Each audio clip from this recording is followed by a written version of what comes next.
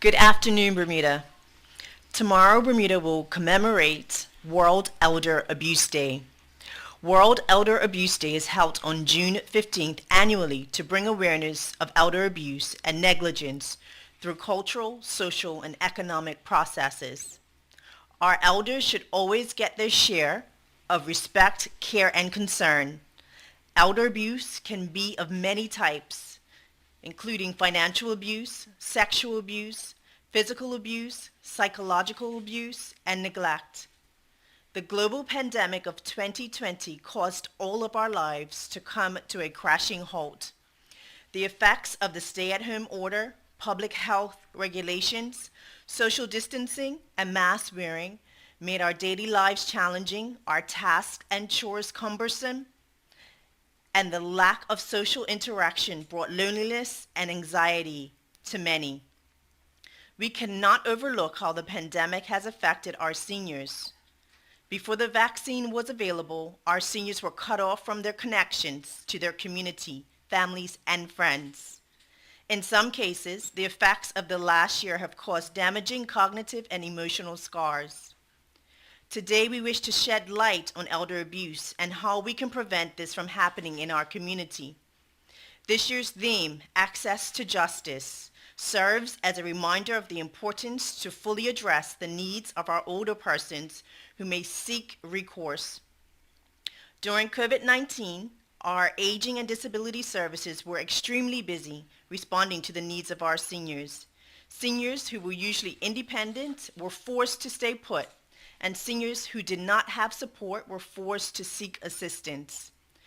We need to protect the social and human rights of older people in society. As such, there needs to be an understanding of the term elder abuse.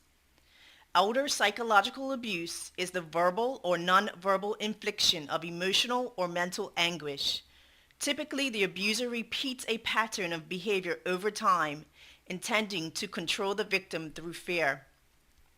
Psychological abuse, which leads to emotional fragility, is often intentional, and the abuser uses coercion and manipulation to control or defraud a victim. Sometimes an abuser will employ multiple techniques to achieve a more profound response, particularly if they have an ulterior motive or emotionally or mentally abusing the victim. Some of the most common examples are bullying, threatening, harassing, intimidating, and coercing the victim. It is hard to imagine that anyone would deliberately want to harm a senior, but unfortunately, elder abuse is a problem.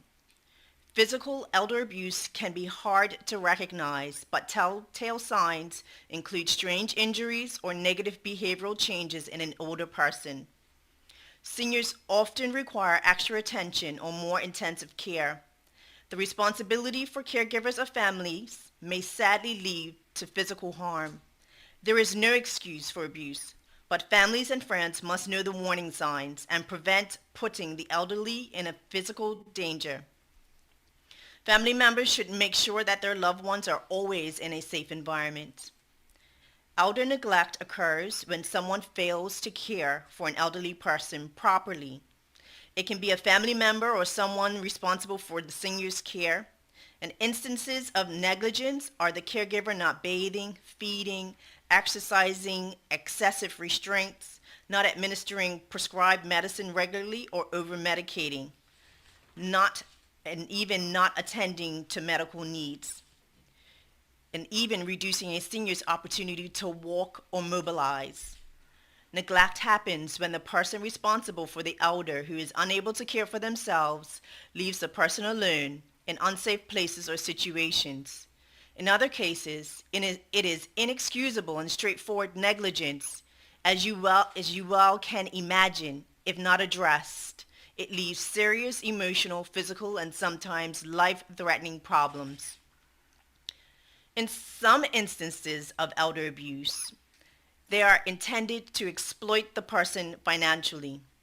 You've probably heard of scams targeting seniors.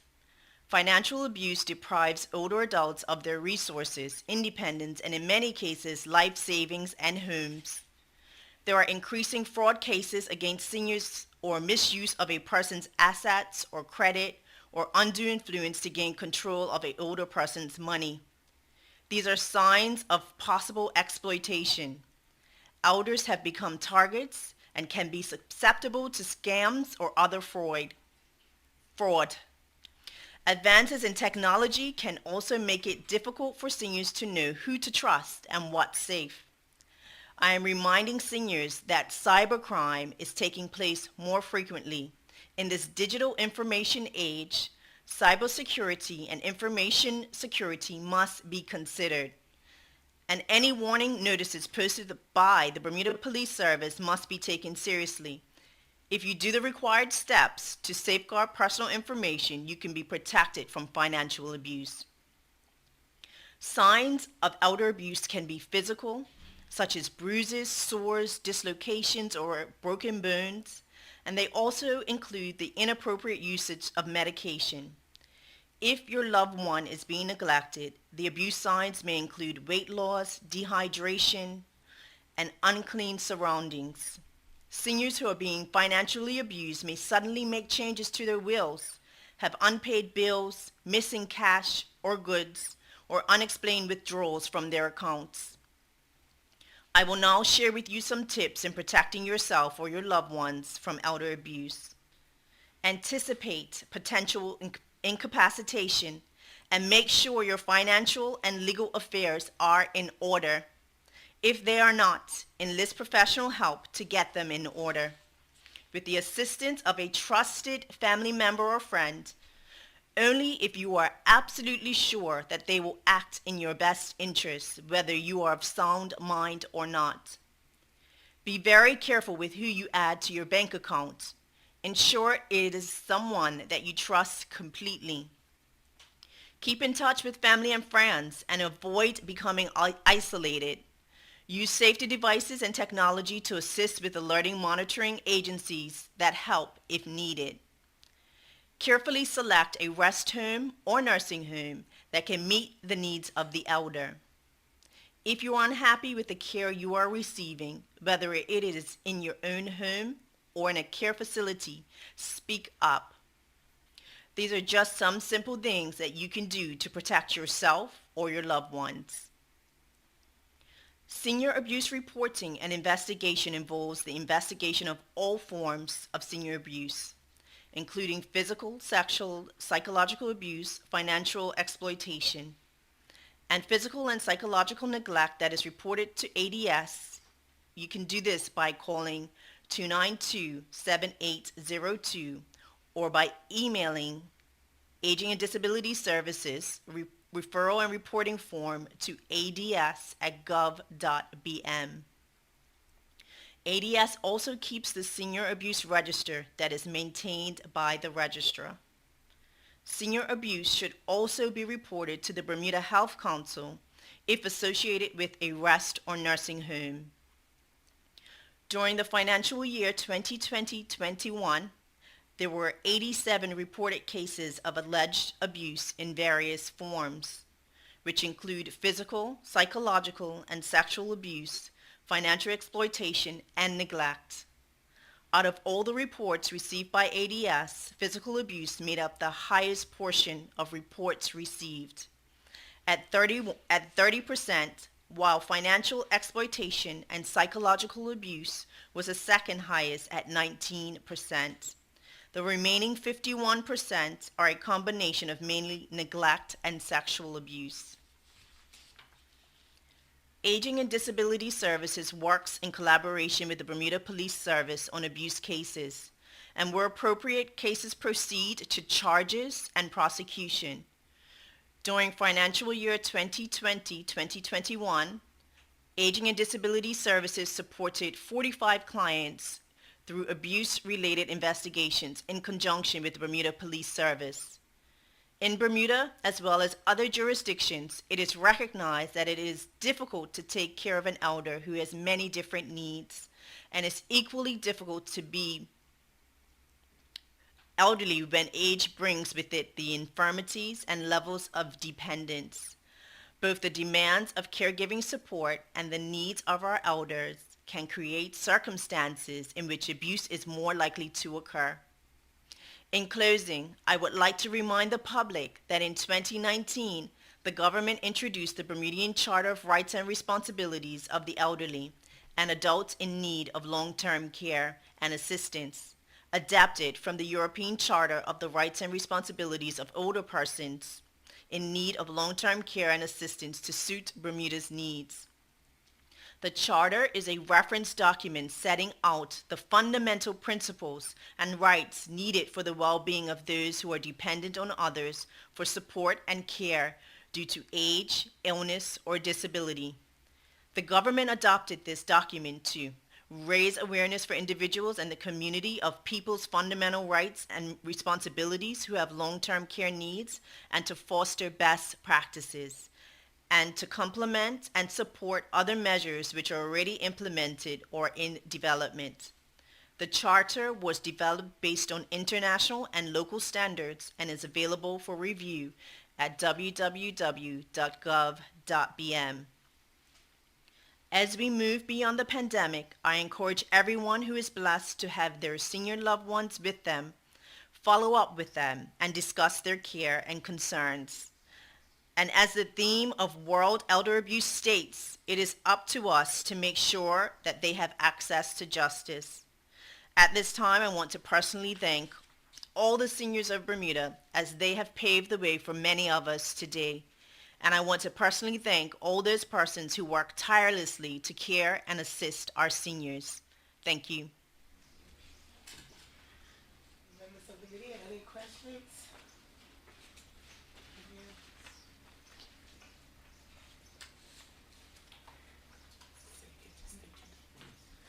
Good afternoon, Minister. Good afternoon. I'm Sekou Hendrickson. I'm a junior reporter with the Royal Gazette. I think it's fitting to ask that, I understand that during the 2021-2022 budget, it was stated that a national senior strategy would be developed. I was wondering if there are any updates on this strategy. The update that I can provide is that we are still diligently working towards a national senior strategy. So that was an initiative that was put towards our throne speech initiatives, and that is an area that we are continuing to work towards. Okay. So far, I guess what can be expected of the senior strategy? So a strategy would outline what a country would want for their seniors going forward, and it addresses many areas. It can look at seniors abuse, it can look at housing, it can look at long-term care, it can look at health care, it can look at a many array of concerns. It could look at aging well or aging healthily.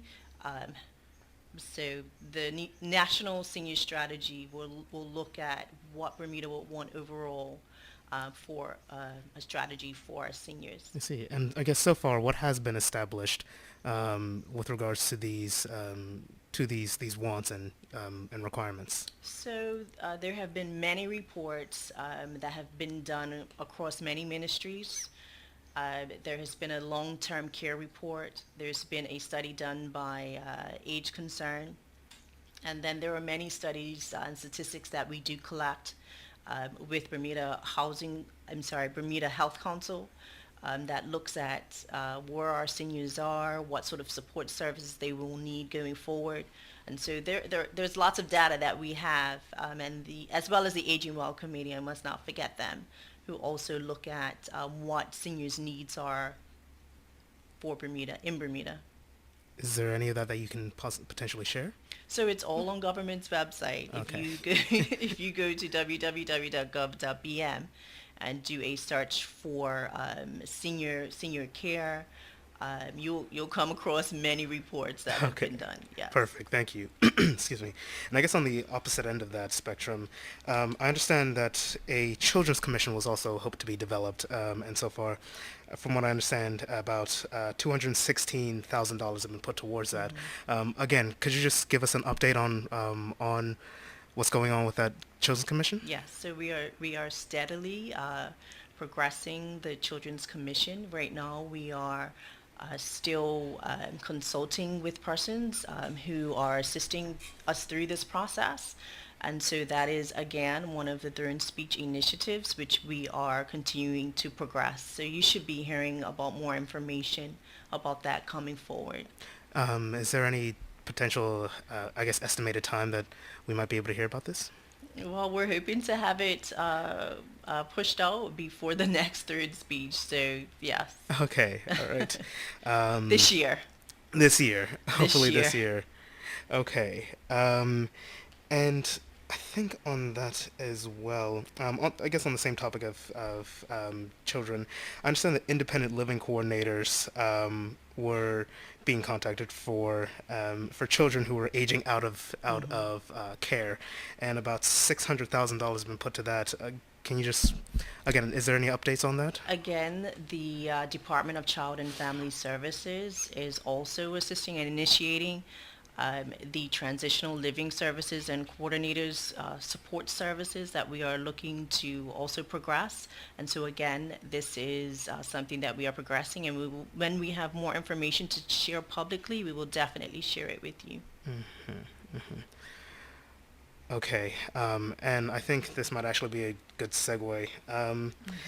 So, as I'm sure you're aware from recent reports that we've made, Kenneth Robinson, who I understand was the assistant director of Department of Child and Family Services, um, I understand that she was involved in a case that accused her of an assault on a 17-year-old girl, and police investigation. We understand that she was still working. She was still with the she was still with the DCFS, and she was still involved. When the standard procedure is to put somebody on suspended leave during this investigation. So can you just explain why Miss Robinson was still at DCFS instead of being on leave at this time? So I must put out there for the record that I was not the minister at the time of any decisions that were made, but any decision that would be made in regards to a civil servant would be the responsibility of the head of the public service. And so, I am sure this situation can be difficult for all parties involved, but that decision does follow a process, and it is dealt with the head of civil service. And do you know if the head of civil services said anything or shared anything about why this might have Pass been? it on to Yeah, we did share that information to the Royal Gazette already. Okay. Okay. Great. Thank you. All right. All right. Well, thank you, members of the media, for coming, and that concludes our press conference today.